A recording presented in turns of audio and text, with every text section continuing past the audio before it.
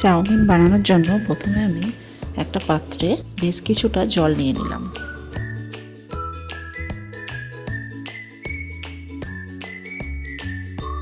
জলের মধ্যে আমি 2 চামচ মতো নুন দিয়ে দিলাম।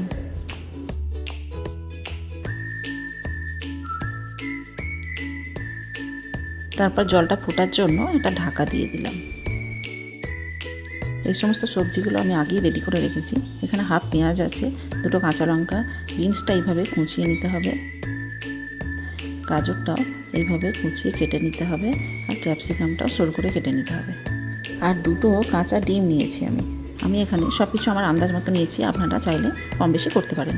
জলটা যখন এইভাবে ফুটে আসবে তখন চাউমিনগুলো সেদ্ধ করার জন্য দিয়ে দিতে হবে।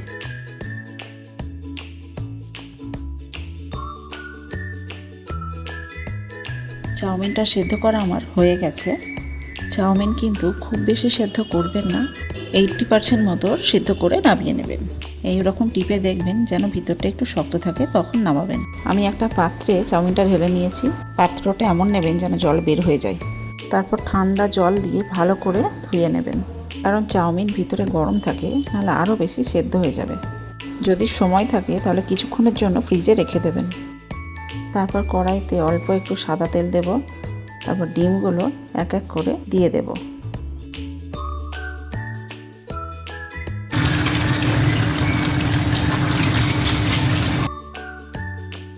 অল্প একটু নুন দেব,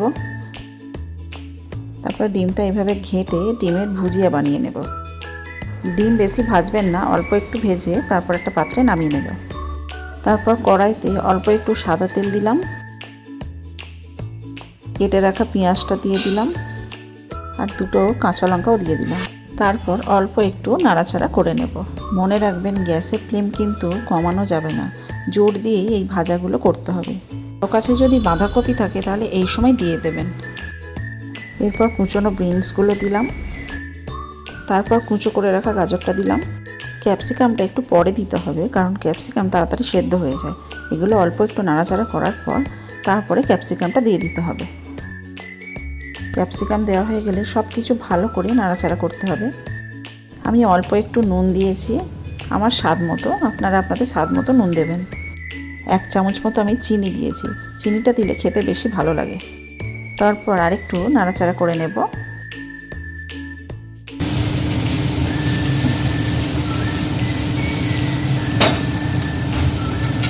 তারপর আমি গোলমরিচ দিয়েছি, এটা আপনারা নাও দিতে পারেন, তবে সেন্টটা ভালো হয় গোলমরিচ দিলে।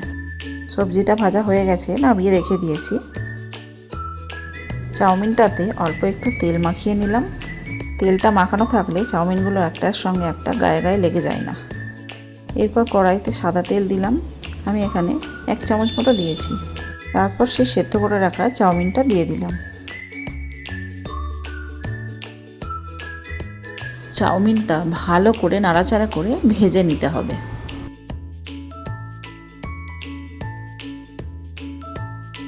এরপর আমি গোলমরিচ দিয়েছি স্বাদ মতো, 1 চামচ মতো জিরে গুঁড়ো দিলাম। চাউমিন মশলার প্যাকেট পাওয়া যায়, আপনারা চাইলে সেটা দিতে পারেন, কিন্তু আমি সেটা দিইনি, আমি জিরে গুঁড়ো দিয়েছি।